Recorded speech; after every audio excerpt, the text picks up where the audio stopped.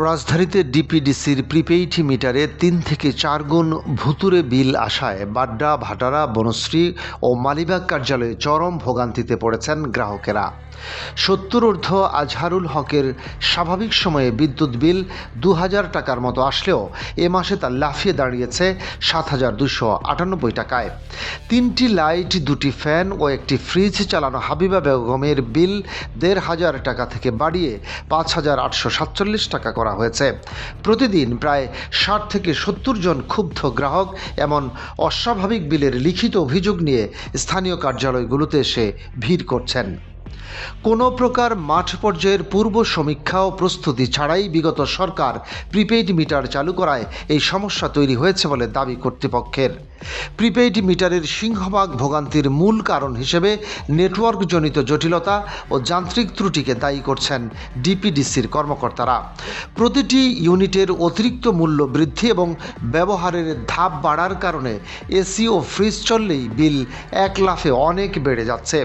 প্রথম ৭৫ ইউনিটের জন্য ৫ টাকা ২৬ পয়সা দাম থাকলেও ৪০০ ইউনিট পার হলেই বিদ্যুতের দর গিয়ে ঠেকছে প্রতি ইউনিটে ১৫ টাকা ১ পয়সায়।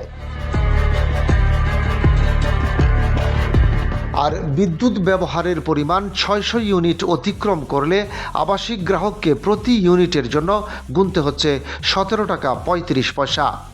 প্রতিদিনই বিচলিত ও দিশেহারা গ্রাহকদের ভুতুড়ে বিল সংক্রান্ত অগণিত অভিযোগ সামলাতে গিয়ে মাঠ পর্যায়ের কর্মীরাও চরম অতিষ্ঠ হয়ে পড়েছেন। সমন্বয় সভাগুলোতে ঊর্ধ্বতন কর্মকর্তাদের বারবার এই প্রিপেইড মিটারের জটিলতার কথা জানানো হলেও ওপর মহল থেকে মিলছে না কোনো সুরাহা। ভুক্তভোগীরা বারবার ডিপিডিসির স্থানীয় অফিসে দৌড়াদৌড়ি করেও কোনো কার্যকর সমাধান না পেয়ে প্রিপেইড মিটারকে এখন গলার কাঁটা ভাবছেন। ডিপিডিসির মালিবাগ কার্যালয়ের কর্মকর্তারাও প্রিপেইড মিটারের এই কারিগরি ও অতিরিক্ত খরচের বিষয়ে ঊর্ধ্বতনদের কোনো কার্যকর পদক্ষেপ দেখতে পাচ্ছেন না। অর্থ ও পরিকল্পনা মন্ত্রী আমির খসরু মাহমুদ চৌধুরী বিদ্যুৎ খাতের বিদ্যমান এই চরম অচলাবস্থাকে বিগত সরকারের অব্যবস্থাপনার ফসল বলে উল্লেখ করেন।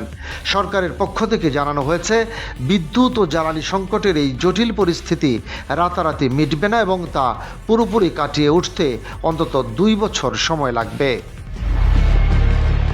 ডেস্ক রিপোর্ট, বাংলাবাজার পত্রিকা।